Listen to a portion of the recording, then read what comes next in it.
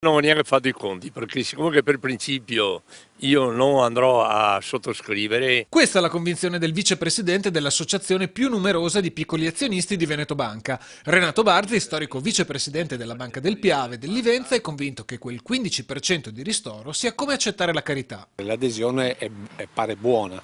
Ma io dico che loro lo diranno sicuramente per far sì che la gente sottoscriva.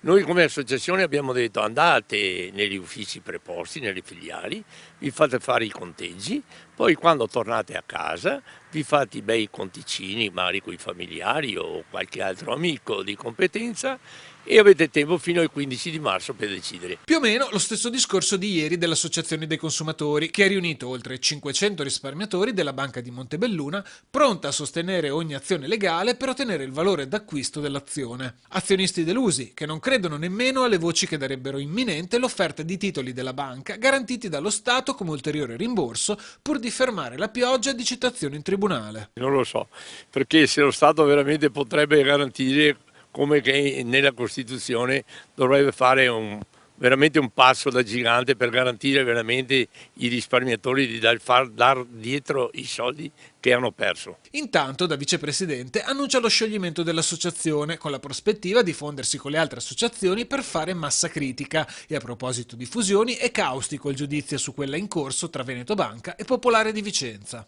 Noi già da 2 anni sapevamo di questa cosa, eravamo al corrente, siamo sempre stati un po' contrari. Quello che ci rammarica molto è che la politica, e in particolare la politica veneta, su questo particolare non ha mai fatto niente.